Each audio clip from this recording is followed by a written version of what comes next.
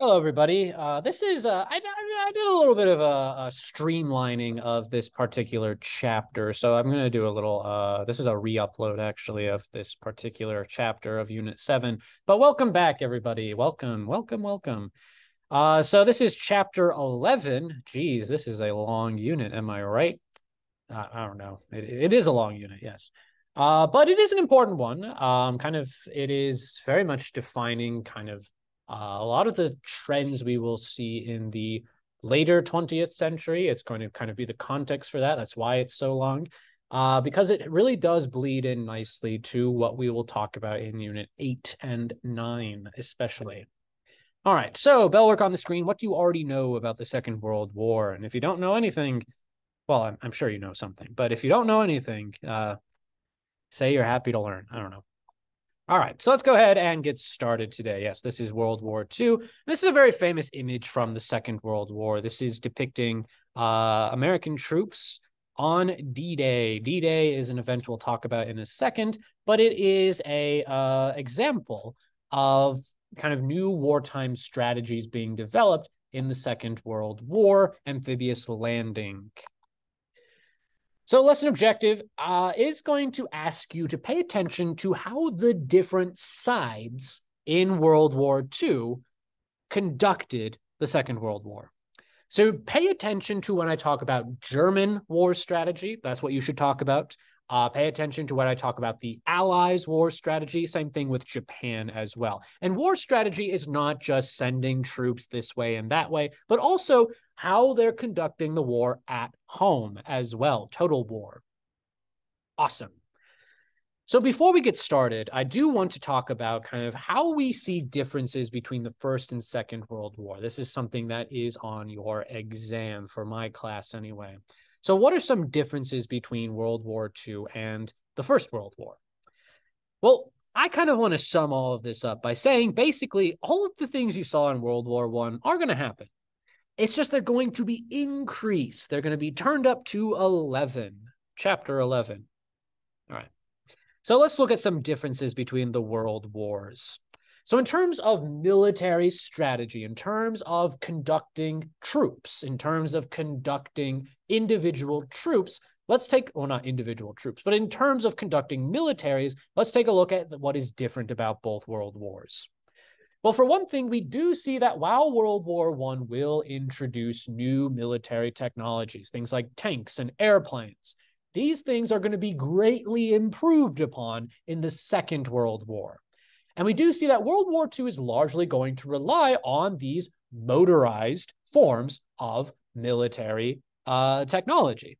We do see that World War II is what we would call a war of movement. It is more focused on rapid gain of territory rather than trench warfare.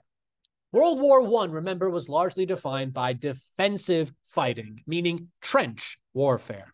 We don't really see trenches used that much in World War II. World War I, remember, there was a stalemate between both sides, between the Germans and the French, for example, between the Allies and the Central Powers. But in World War II, the war is going to be characterized more by rapid territorial advances of both sides, of both militaries. And one example of this more offensive fighting, well, all war is offensive when you think about it. Get it? Okay, never mind. Because like offensive could mean like morally offensive, or it could mean kind of like offense rather than defense, you know? Well, I think World War II is the exception of a war being like morally offensive because, you know, the world was fighting fascism, which I'm not a fan of personally. I don't, if you are a fan, stop. Stop being a fan of fascism. I've solved fascism. Wow, gosh, I'm better than Jonah Hill. Am I right? Anyway, so Blitzkrieg. What is Blitzkrieg? Well, this is a example of one way we see a military strategy in the Second World War. Blitzkrieg is a German military strategy. Is what the Nazis are going to use to rapidly take over and overwhelm enemies surrounding Germany. So we do see that the Germans will rapidly invade using superior tanks and airplanes and take massive amounts of land away from their enemies, namely the French in Western Europe, the Belgians and the Dutch, but also in Eastern Europe as well. All right. So we do kind of see that war is going to be characterized more by motorized warfare. There's much more involvement of tanks. These are tanks in the German military, or the Wehrmacht, as they were called. So that's kind of a big difference. Defense, World War I, offense, World War II. Let's take a look at something that's different about the home front. Well, we do see a similarity in the form of that total war will still continue. And yet we do see that kind of World War II will see even more government coordination of society, of the economy back home. We do see there is going to be a huge focus of trying to get everyone on board with the war and directing the economy of what to produce. So we saw that in World War I, but we are also going to see it in World War II, elevated by increased government presence. Because that's kind of a legacy of things like the Great Depression. We do see that governments tend to be more involved in the economy of places around the world. And World War II is going to really solidify that. We do see that fascist states like Italy and Germany, and if you can call Japan a fascist state, Japan as well, that these places are going to have fascist ideology in coordinating the economy. And in the Soviet Union, we have Stalinism. But in the Americas, in the United States, I should say, we also see the involvement of the government of coordinating the economy, of rationing things. So there is going to be increased government coordination, I should say. But kind of a side effect of that is civilians are being kind of involved in the war effort. They're making the bombs in the factories, the bomb factories. They're building the airplanes and the tanks. And because these civilians are being used to support the war effort, they suddenly, in the eyes of military combatants, become legitimate targets. Obviously, I don't agree with that. But the mentality is, if we bomb civilian centers, if we bomb industrial centers, factories, for example, we can cripple our enemy's ability to wage war. And while that might have started in World War I, it's going to increase in World War II. World War II is notable because more civilians die in that conflict than military combatants. And there are other reasons as well, especially the ideas of ethnic cleansing that will be done by not just the Germans, but to a degree, Japanese as well. So you should kind of, that's one thing that will be on your test, similarities and differences between the First and Second World War. I think that's like one or two questions.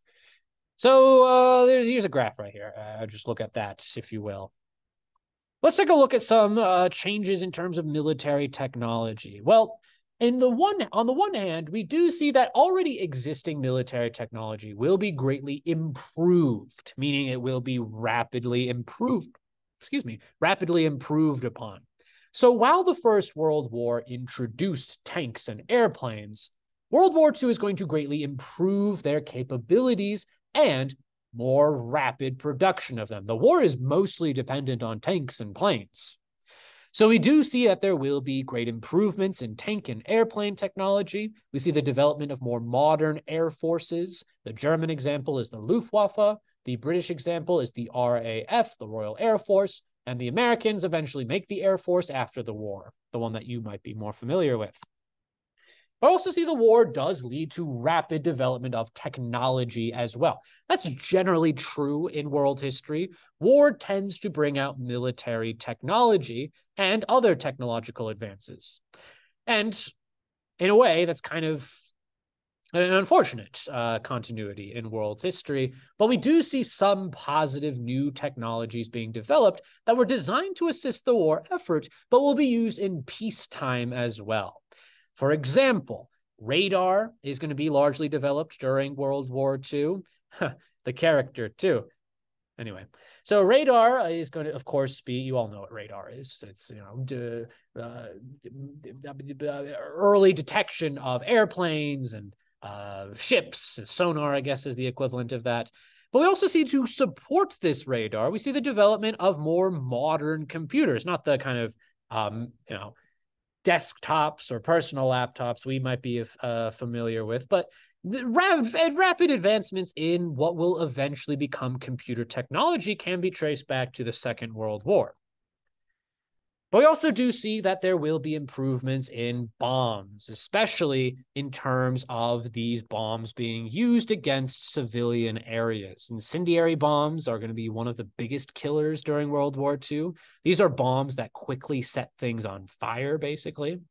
We also see the involvement, the building of aircraft carriers. Those are new in World War II, and they're more significant in the Pacific theater. They're more relevant. They're more relevant in East Asia.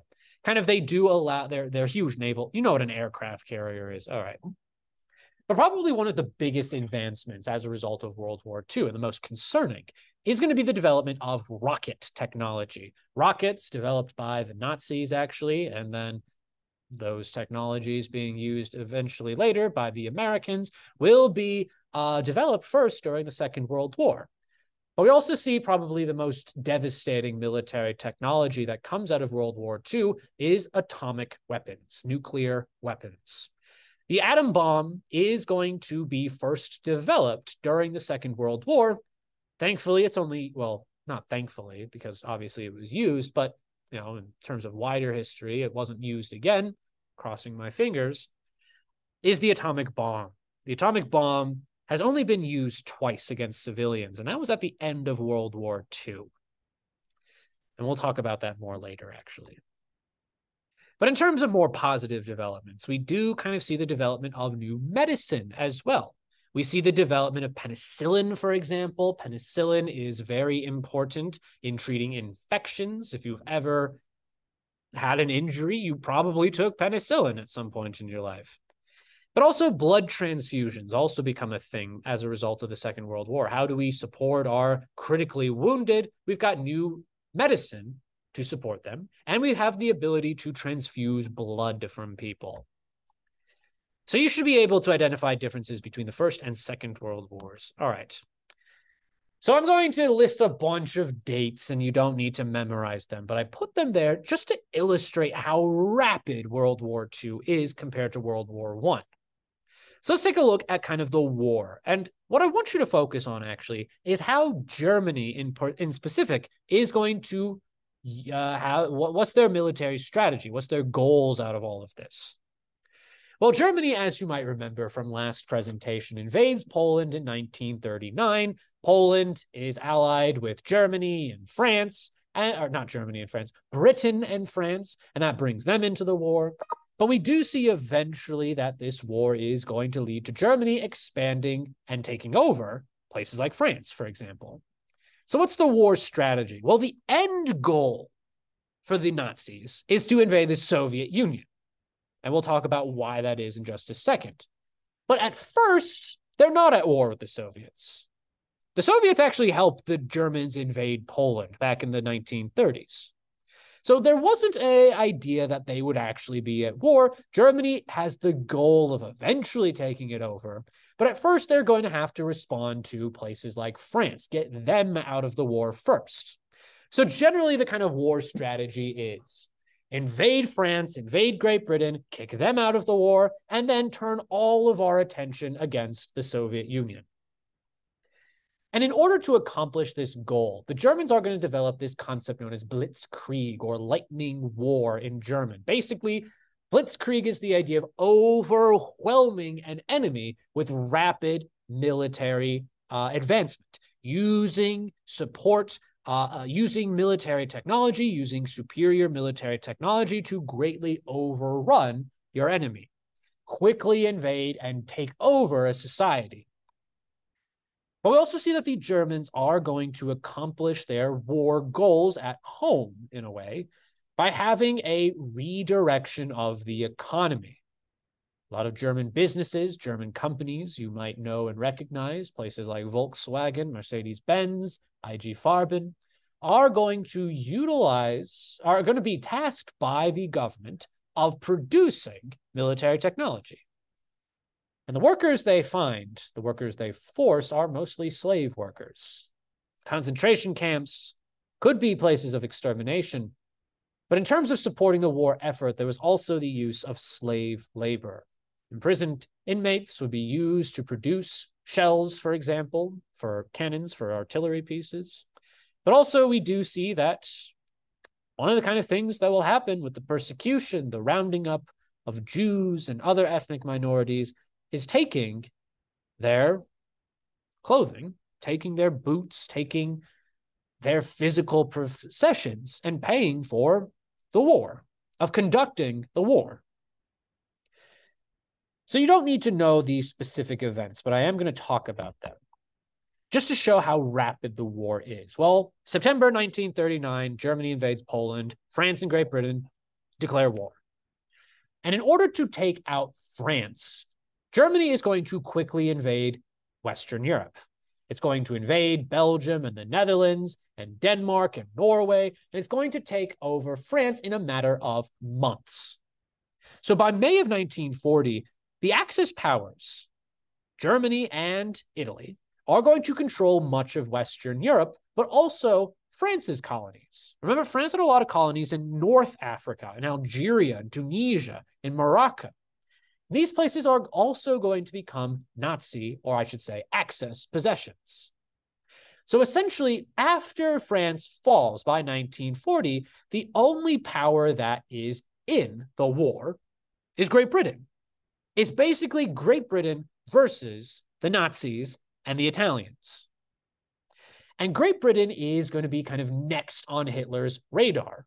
Hitler is going to say, I am going to invade Great Britain, first, by weakening their civilian areas, by weakening their industrial capacity, by bombing urban centers. And that's what the Germans are going to do. The Germans are going to unleash a bombing campaign, use their air force to bomb the city of London, especially. Other British cities are also destroyed as well, but the London Blitz is notable in how destructive it is. So Great Britain is all by itself. And it is making appeals. Its Prime Minister, Winston Churchill, the fat man right here, is making appeals to other countries to join the war against the Nazis. Because before 1941, it's just the British. But after 1941, the Americans are going to join and the Soviets are going to join. This is just an image of the London Blitz. This is where the war is at by 1941. We see that the Nazis and the Italians and their allies over here, they're going to occupy much of Central Europe. However, we do see that after France's fall, after Great Britain is bombed to a point Germany thinks is at the point of submission, the Germans are going to turn their attention to the Soviet Union. And why do they switch their attention to the Soviet Union? Well, there are a few reasons. Because Hitler is going to invade the Soviet Union. He surprise attacks them using this tactic of blitzkrieg, basically for these things right here. The Nazis are going to invade the Soviet Union for a few reasons. For one, we need more resources to support the war effort. We need oil, we need wheat, we need food to feed our troops, we need oil to fuel our tanks, literally, and our planes. But there's also going to be ideas of fascism motivating this expansion. Because remember, fascism, especially in Germany's context, is largely built on ideas of racial supremacy. Ideas that Germans are ethnically superior to Jews and to Slavic people, especially. And this is going to motivate an idea known as Lebensraum. Lebensraum is the idea that Germany and German citizens, they are destined, in a way, to own and live in land in Central and Eastern Europe. That land is only fit for Germans to occupy. So the idea of Lebensraum, of living space, of getting more territory for German settlers to live in, that's going to kind of come at an expense of the Soviet Union. The Slavs, they can't own that land. That's rightful German territory. So Lebensraum is going to influence kind of this expansion into the Soviet Union. But we also see that the fascists, the Nazis, are explicitly anti-communist, radically so. So much so, they want to stop communism at its source being the Soviet Union. So this idea of intense opposition to communism is going to help motivate the the Nazis' invasion of the Soviet Union. And the war in the Soviet Union is almost a war of genocide in many ways. In 1941, the Nazis surprise attack the Soviets and invade that country. And the war in the Soviet Union is absolutely devastating. The Soviet Union loses the most amount of people in World War II, other than China. It's number 2 on that list. And this is going to be kind of where a lot of the horrific events of the Holocaust are going to occur. In places like occupied Poland and places across Western Russia and Ukraine, we see that this is where the Nazis unleash their horrific campaign of violence against what they consider to be subhumans. And moreover, we see that kind of there is this ultimate justification given, we're beating communism. So ideas of fascism are heavily motivating these mass atrocities, killing Jews, killing Slavic people. And this war in Eastern Europe is basically going to be kind of what we call a war of attrition. They are running down the Soviets and their ability to wage war, burning fields, burning villages, burning industry, weakening their ability to wage war. And yet, as we're going to see later on, especially in our last unit, we are going to see that the Soviets are going to eventually, under the direction of Joseph Stalin, reorganize their economy to be a wartime economy. Literally, they move factories brick by brick across the Ural Mountains, away from the fighting. And eventually, we do see, thanks to government coordination under Joseph Stalin, we do see that the Nazis will eventually be turned away from the Soviet Union. In 1943, there's the intense Battle of Stalingrad, and we do see that the Soviets majorly win, and they start pushing back the Nazis back to Germany. So this is what the world looks like by 1941. We see that the Germans, they are invading much of Europe, the Italians assisting them in the Balkans especially, and this is kind of how far the Nazis get in the Soviet Union. And indeed, the Soviet Union's, the invasion of the Soviet Union is a horrific atrocity in and of itself, because not only will there be mass atrocities against people who are considered ethnically inferior, but also we do see intense occupation. Anyone that vaguely resisted the Nazi regime, well, they'd be killed. Some people cooperated. I'm not going to sugarcoat that. That is something actually important to understand. Some people cooperated with the Nazis because they agreed with them. Some people were so anti-communist, they went along with the Nazis. Some people were anti-Semitic and joined their hostility against Jews living in Eastern Europe. That's what this image right here depicts. It's an image, actually, that is very controversial, obviously, because of its subject matter, but it is significant because there is a group of people in this world, and something I talk about in our next chapter, that deny the events of the Holocaust didn't take place. And they did.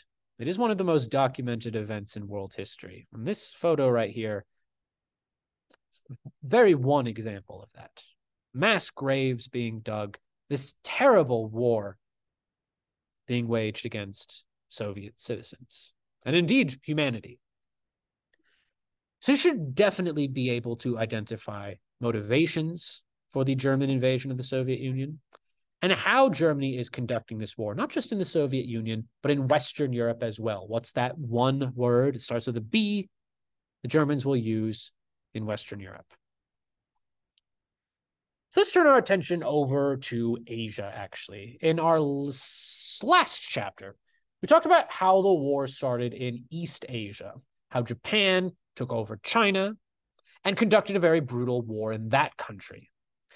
But how is East Asia going to include European powers? How does it include the United States? Well, before we look at that, let's see Japan's goals in East Asia. Why did they conduct this war? Well, Japan mostly invaded China for natural resources. There's also this idea of ethnic superiority, committing atrocities against Chinese people. We'll talk about that in our next chapter. But we do see that the primary goal was to become a self-sufficient military, a self-sufficient economy. And Japan has the disadvantage of not a lot of natural resources, especially of oil, of rubber. So where do you get those things? You get them from China. But what if it's too difficult to take over China? You get them from other places of East Asia.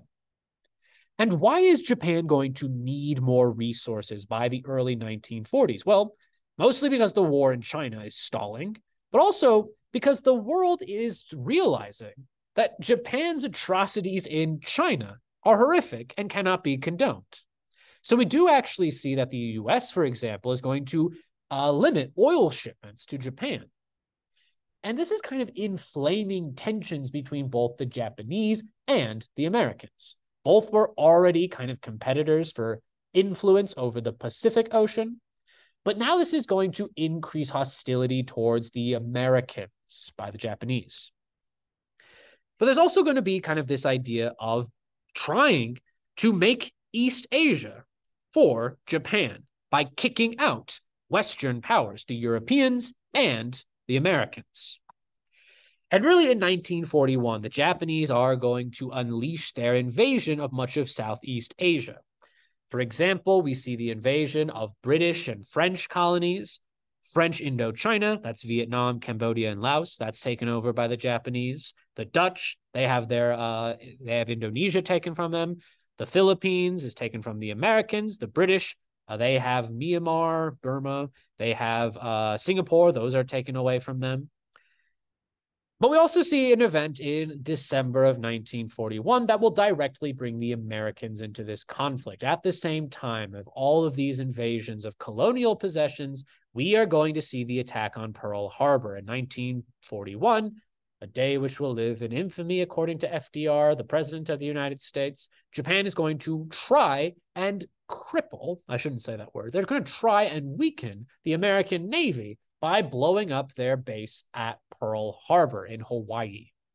And with this, the Americans are going to join the war. They join the war against Japan, and then Germany declares war on the United States, being an ally of Japan. Something I'm going to talk about more in the next particular chapter is going to be the occupation of the Japanese over East Asia. Because this is an insanely brutal occupation. We do see that there will be mass atrocities against Chinese people, against Koreans. There are the comfort women, as they are called, euphemistically. These are Korean women, mostly Korean women, who are going to be basically forced into prostitution. They're sex slaves. Japan, to this day, not really apologized for its official government policy of encouraging this, but we do see a very brutal occupation. There will be mass atrocities committed against Chinese and Korean people, against American prisoners of war. And Japan is creating what it calls the Greater East Asian Co-Prosperity Sphere. This is basically the Japanese empire of the Second World War. All right, so that's Japan in World War II. That's kind of the second power, in a way, of describing their military strategy. What about the Allies? What are they up to? So let's kind of define who we're talking about by 1941. By 1941, these are the powers. The Axis, the bad guys. Let's just be fair. World War II is... There are obviously horrific things that happen the Allies will do that are morally questionable, i.e. the bombing of Hiroshima and Nagasaki. But it's the Nazis. You know, they're horrible. So we do kind of see that there is this, these are the military alliances. We have the Axis on the one side, the Germans, the Italians, the Japanese, and on the other side, we've got the British, the Soviets, and the Americans. By 1941, the Soviets joined because they're invaded by the Nazis. By 1941, the Americans also joined because they're bombed by the Japanese. And yet, there are a lot of tensions between these three guys and gals, between these three allied powers. So circumstances have made these three powers allies.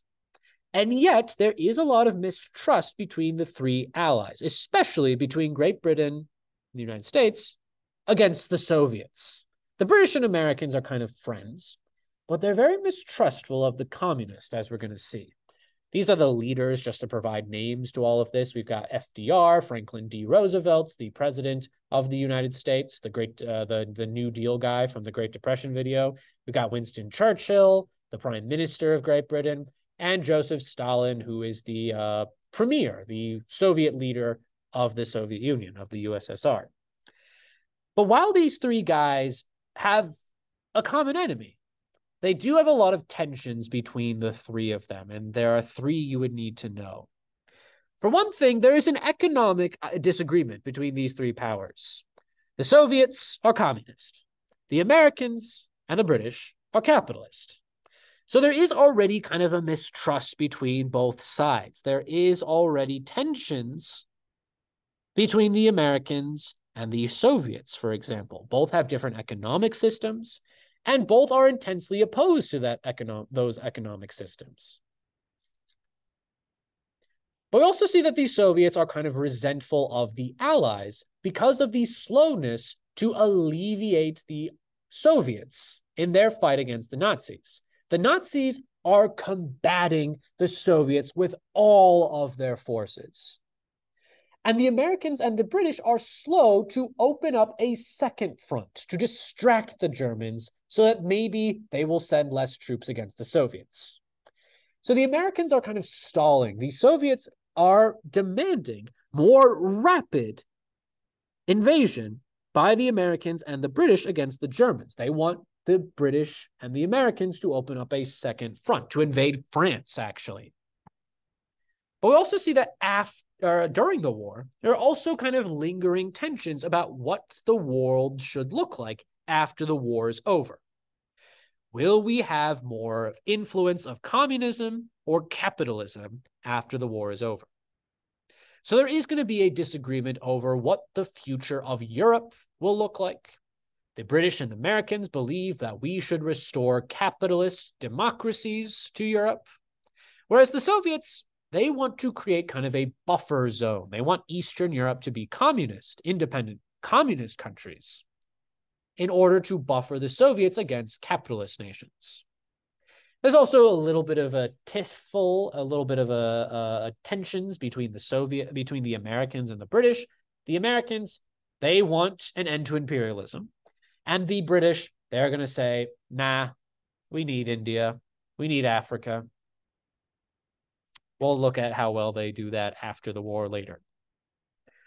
So how are the Allies going to conduct the war? Well, they are going to heavily coordinate with each other. That's a big difference between World War I. The Allies are going to intensely cooperate with each other in the form of military aid with each other. We do see that the Americans, especially, who are largely outside of all the fighting, the Americans aren't really bombed at all. They aren't bombed at all. We do see that the Americans are going to provide a lot of economic and military assistance to the Allied powers.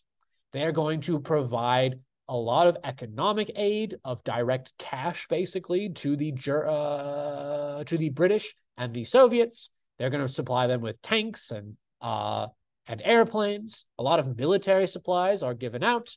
The specific program the Americans conduct is something called the Lend-Lease program. Basically, the Soviets and the British are going to receive intense amounts of American assistance to fight against the Germans and the Japanese later. But we also see that the big three of Stalin, FDR, and Churchill, they're all going to coordinate military strategy at different wartime conferences. And these wartime conferences essentially are going to be the Allies planning when and where they're going to fight the enemy, the Axis. For example, we have the Cairo Conference. The Cairo Conference is going to see the meeting of the British, the Americans, and the Chinese, actually. And essentially, we do see that the Americans and the British will promise to pledge support for the Chinese. The Soviets aren't able to attend because of the brutality of the Battle of Stalingrad, actually. But the Soviets also kind of lend support as well to the Chinese. The problem is, and something you should be asking yourself, but Mr. Ansharsky, isn't there a Chinese civil war going on? Well, my dear student, yes, there is. And there is going to be a little bit of tension over which Chinese group the Allies are going to support. Do we support the anti-communist nationalists under Chiang Kai-shek, or do we support the communists under Mao Zedong? And you can guess which powers support which side. Probably the most important is something called the Tehran Conference. Essentially, the Tehran Conference was a meeting of the Soviets, Americans, and the British in Tehran in order to coordinate how they're going to beat the Nazis. And in this conference, the Americans and the British will finally agree we will invade France and Italy to open up a second front so that the Soviets aren't the only guys fighting the Nazis. And the Soviets agree to also eventually invade Japan if the Germans are defeated. Germany first, then Japan. That's what the Soviets will agree to. But what are other military strategies? Well, mostly the Allies are going to be kind of trying to get back in, mostly through amphibious invasions. World War II is more characterized by amphibious invasions, meaning from the water to land on the mainland. So we do see that there will be the use of amphibious invasions in Europe, for example. The Allies are going to, especially the British and the Americans, they're going to land in Italy through the Italian invasion. They invade North Africa, then move up into Italy. Italy is called the soft underbelly of Europe. Basically, the idea is that the British and the Americans, they invade through Africa, go up through Italy, and then will stab at the British in the Germans in the south. But we also see eventually the Germans are going to be attacked by the British and Americans at D-Day. D-Day is the landing of the British and the Americans at France, in Normandy, France, and that is really going to be kind of Stalin's answer to Stalin's prayers, the opening up of a true second front. In East Asia, the Allies conduct a strategy known as island hopping. Basically, they're going to go from island to island and take islands from the Japanese Empire to slowly move towards the Japanese mainland. That's what this map is depicting right here. But in both places, we do kind of see that the Allies are going to say, in order to weaken the defenses of our enemy, we're going to conduct civilian bombing raids. And that's what does happen. We do see massive casualties of people in Japan and Germany from these Allied bombing raids. And not to say that that's an equal thing to obviously the atrocities of Japan and Nazi Germany, but it is something to recognize that the war is impacting civilians on all sides. But we also see another big wartime strategy is aiding people who are fighting for freedom in occupied places. So Japan and Germany have taken over vast territory. For example, the Japanese took over Vietnam, the Germans took over France and Yugoslavia. And in order to kind of weaken the Nazis' hold on these places, we do see that the Allies will support resistance movements in these places. For example, in France, they aid Charles de Gaulle, who was a French resistance leader. We also see that the Allies will support resistance movements in occupied countries like Yugoslavia. The Allies are going to support a guy named Tito, who was a communist, actually. And they're going to support him in his efforts to reclaim Yugoslavia from the Nazis. But we also see that the Allies will support resistance movements in Indonesia. Or excuse me, I should say in Indochina, in Vietnam, by aiding a guy named Ho Chi Minh. We'll talk about him more later. He's very important. Keep him in the back of your mind because he is going to be a major communist revolutionary leader. But during the war, since he is fighting against the Japanese, he does receive support from the Americans and the Soviets, naturally. We also see that the Americans and the British and the Soviets will support Chinese resistance as well. But the question is, who are they going to support? Because the Americans support the nationalists and the Soviets support the communists. So you should be able to identify military strategies by the Allies. What are their allied strategies? How are they coordinating with each other? And what are some tensions between the Allies? All right. Let's turn our attention to the home front, because wars are not just military affairs, but they also impact civilians, and World War II definitely impacts civilian areas. So let's take a look at the total war in World War II. This is a similarity between World War I and World War II, the use of total war, and yet we do see that World War II is going to have some changes to that. But let's look at some continuities with total war in World War II from World War I. Well, we do see that one aspect of total war is not just coordinating the economy, but also society in the form of propaganda that is based on nationalism. Governments involved will heavily utilize nationalism to promote World War II, to promote their civilian involvement in World War II. We do see that there will be propaganda posters. This is a very famous one from the United States, the "We Can Do It." Basically, it's encouraging women to get involved in the war effort. Women, all the men are out fighting. You need to be in the factories. You need to be building the bombs, building the airplanes. And that's Rosie the Riveter right there.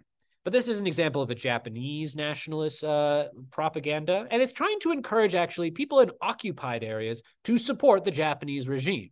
This is an image kind of saying, basically promoting unity between the Chinese, represented in the Chinese flag right here, and the Japanese, saying, we're occupying you, but we're fighting against the Western devil. We see that kind of in allied countries especially, there will be the employment of women. Women will be working in factories, much like they did in World War I in allied countries, in the British, American, and the Soviet unions. Both of these, or all three of these places, will see a heavy involvement of women in factories. There even are some female combat troops in the Soviet Union, although not that much. Remember, the Soviet Union, great place in terms of the advancements of women. However, we do see that in heavily fascist countries like Germany and Japan, there will kind of be this idea of women should stay at home. Their patriotic duty is to give birth to children. Germans are looking to populate Eastern Europe with German settlers. German women should stay at home making German children. Literally, they gave out like awards for German women that had a lot of kids. Like if you had 8 or more kids, you get like a gold star, basically. So we do kind of see that that's a difference in how the different powers conducted the war in terms of the involvement of women. But especially in places like the United States, we are going to see the employment of minorities. We do see Mexican Americans, Native Americans, African Americans, all of these minorities that don't have a lot of civil rights. They're going to be involved in the war effort. They're serving in combat roles. Native American code talkers, for example, you'll learn about that more next year, were instrumental in conducting the war in the Pacific Ocean, for example. However, the involvement of minorities, much like with World War I, is going to provide kind of a lot of economic opportunities for Black Americans, for women. And kind of because of this involvement of African Americans, of women who were instrumental in winning the war, it's going to kind of create this mindset of women and African Americans were essential in the war effort. Maybe we should grant them some political rights. Maybe we should expand women's rights in society. Maybe we should expand civil liberties to African Americans. So kind of one of the more positive outcomes of World War II in a way is that because of the involvement of women and minorities, there will be civil rights movements after the war, motivated by the war. And yet we do kind of see that there will be a lot of changes in World War II in terms of the home front. One of the big ones is that there is more government presence in the economy and society. It's taken up to 11 almost, to use that phrase. We do say that World War II sees the increased coordination of society by governments. For example, the communists, obviously, there is a lot of government involvement in the economy. In fascist Italy and fascist Germany, we see the government involvement in the form of corporatism, but we also see the involvement in the forms of slave labor, in the terms of concentration camps. We see this in Japan as well. In the United States, We see increased government coordination. The government of the United States and Great Britain, they're telling factories what to produce, where to produce, that sort of thing. Kind of something that makes Germany and Japan unique is going to be their use of forced labor. We do see that the Japanese and the Germans are going to utilize concentration camps as places to build wartime machinery. And these places are going to utilize forced labor, and a lot of companies go along with this. Companies are going to benefit, actually, from the use of not paying their workers who are deemed subhuman. So companies like, Mitsubishi, companies like Volkswagen, they're going to heavily benefit from slave labor. And what are these slaves producing? Well, military technology. And yet we are going to see that kind of the war is going to increase hostility and suspicion towards ethnic and racial minorities, even in democratic societies like the United States. The United States is going to, for example, intern or imprison Japanese Americans who are suspected of being spies. People that have no connection with the Japanese Empire, people who were born in the United States, they're going to be suspected of Japanese collaboration when there's no evidence for it. They're selling their home. They're being forced to sell their homes, and they're imprisoned an internment camp is basically just a concentration camp, quite frankly. Let's just be straight up with that. And even that will be especially true on the West Coast in California, in Arizona, actually. But World War II is different again from World War I in the sense that we will have a lot of attacks on civilians. And we see that in a lot of different forms, in ethnic cleansing, quote unquote, in these ideas of racial superiority, of getting rid of ethnic inferior people. That's a big motivation for things like the Holocaust, but also atrocities committed by the Japanese Empire. But even kind of in terms of what the Allies are doing, we do see attacks on civilian centers, bombing raids of Japan, of Germany. So let's end the war. So the war is going to end. Let's look at how the war ends. Well, let's look at how it ends in Europe, actually, first. In Europe, the war is going to end thanks to kind of all of these government plans by the different Allied powers. In the West, in Western Europe, we see the use of amphibious invasion, of bombing raids to soften up Germany's defenses and their civilian production. And in the East, we do see kind of the Soviets will overwhelm the Germans.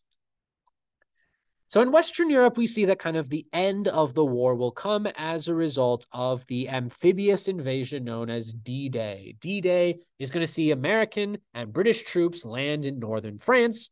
And in northern France, they're going to rapidly take over German territory using American military technology, and then eventually push on into Germany.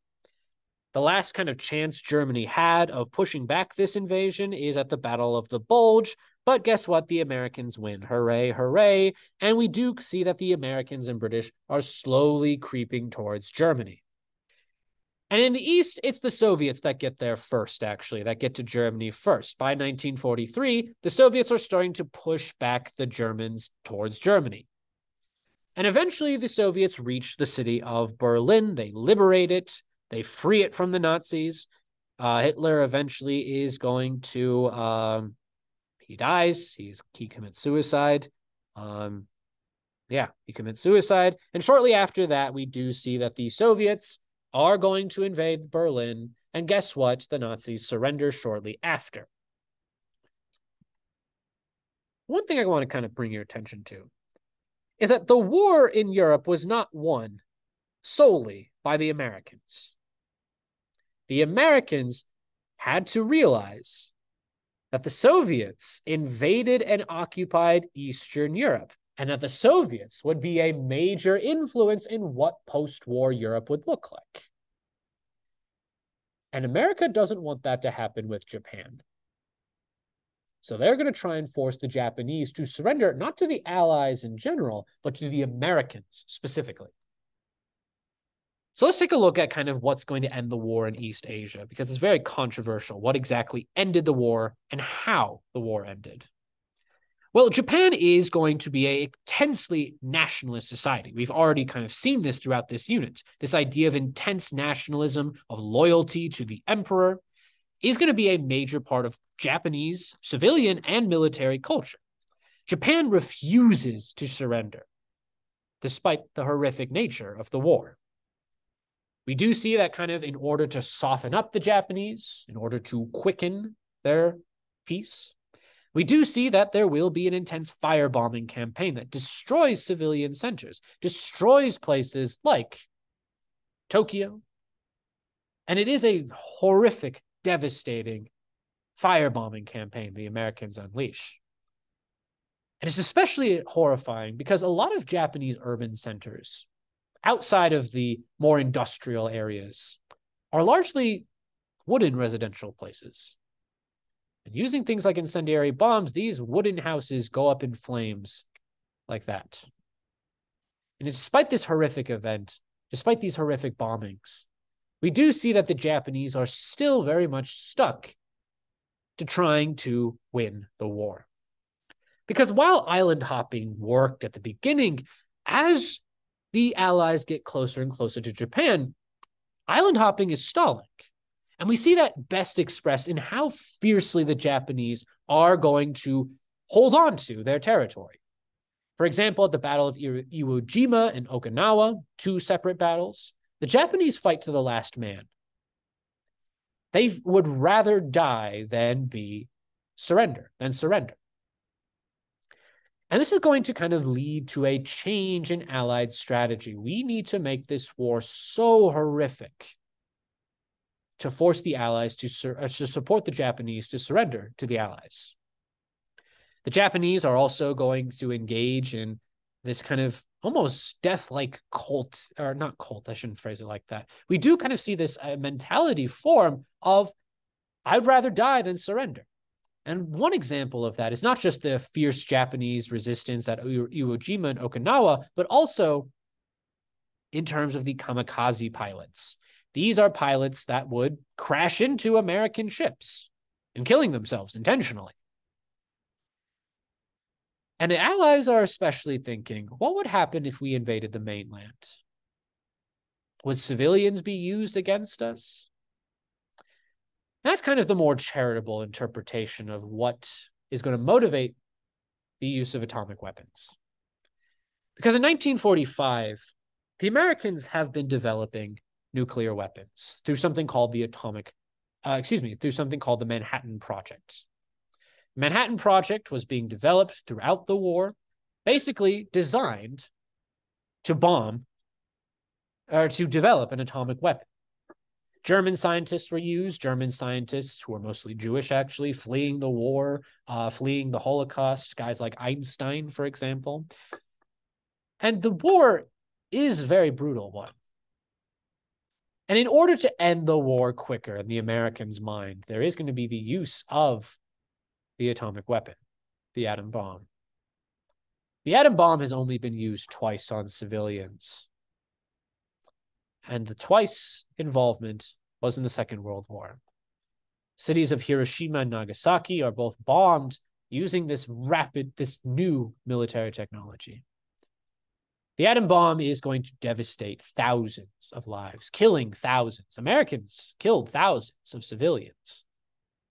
But it's not just Japanese civilians in these cities. Korean prisoners, slaves, Korean quote-unquote comfort women, Chinese prisoners, American prisoners of war are going to be killed through this action.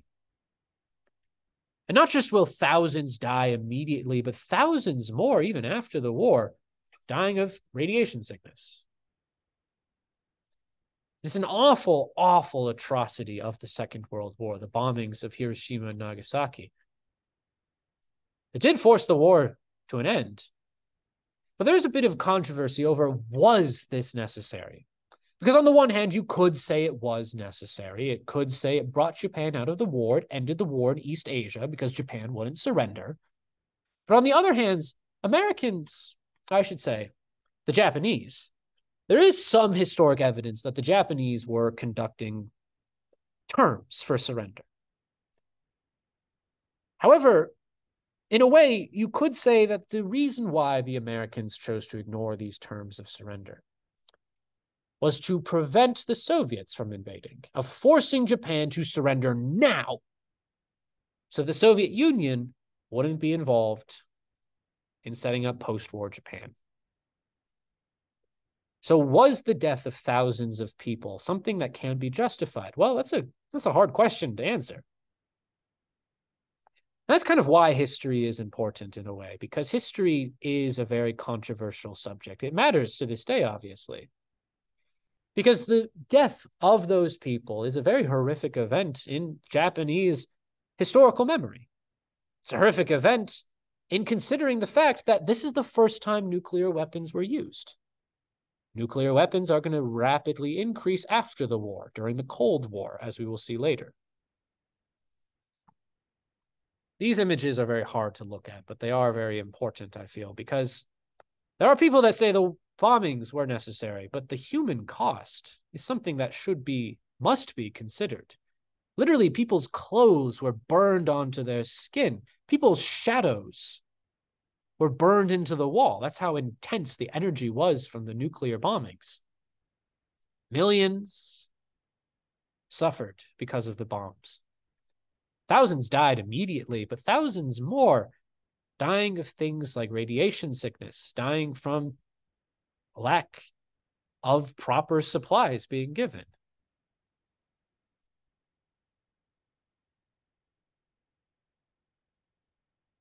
And I'm not going to say there's a right answer, an easy answer. That's probably how I'd phrase this more. I think there's a morally correct answer, and you probably are able to guess what that is, but I'm not going to say it outright.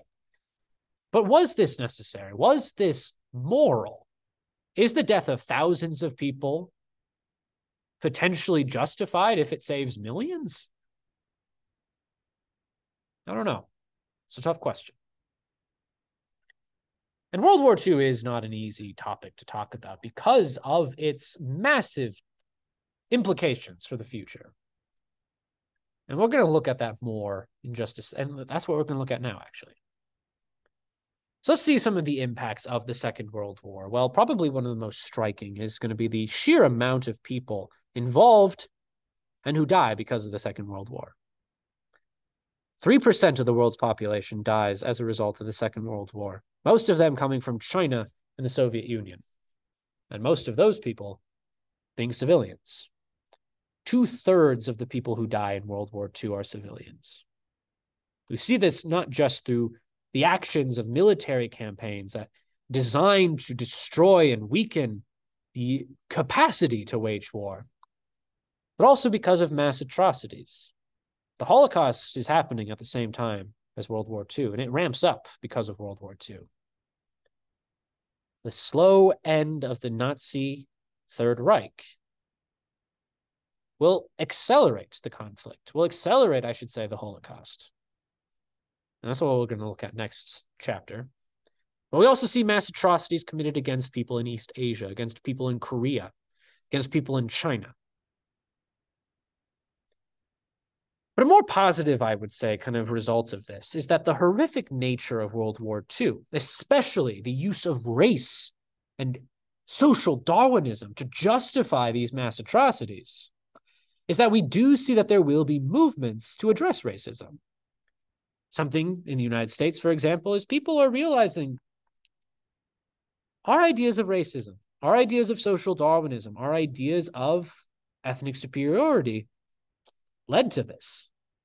Ideas of these nature led to mass atrocities. Maybe we should try and address something. Maybe we should try and address racism. So we do see that there will be movements to address racism really around the world, but using the United States as an example, because you'll talk about it more next year. But World War II is not just devastating in terms of civilian loss, but also in terms of the economies of the world. Because of intense firebombing campaigns, because of the use of nuclear weapons in Japan, the industries of these places are absolutely destroyed. Western Europe, Eastern Europe, devastated by this conflict.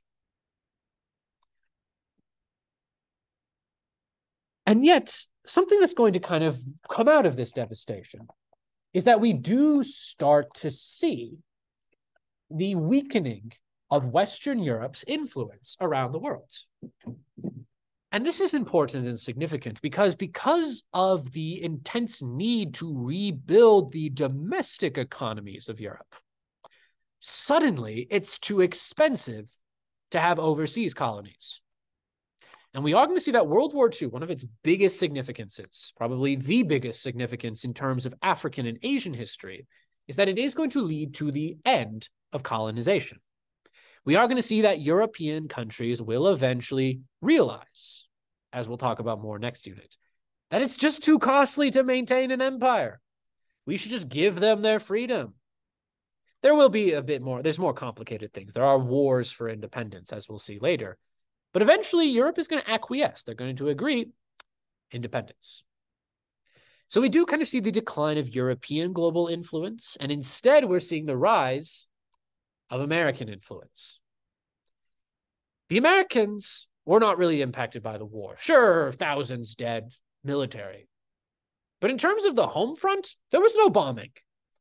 There was one Japanese pilot that managed to get it to Oregon and tried to do a forest fire basically, but he was quickly imprisoned. And Pearl Harbor was bombed in Alaska. Some bitty islands in Alaska were invaded, but for the most part, Americans were not impacted by the war. They were the last man standing in terms of capitalist industrial countries. And the United States is going to emerge as one of the dominant superpowers. But America is not the only superpower that comes as a result of World War II, because the Soviet Union is also going to rapidly rebuild.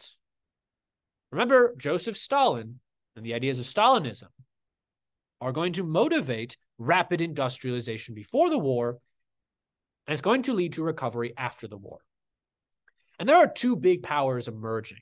These two powers are economic competitors, but they're also interested in securing global influence by expanding their influence around the world. And we saw the seeds of these tensions during the war, as we saw earlier. We see them even after the war as well. For example, at the Yalta and Potsdam conferences, we do see that while there are some agreements that we'll talk about in a second, the biggest controversy is going to be who is going to be the biggest superpower. Is it going to be the capitalist West, the United States, or is it going to be the Soviet Union?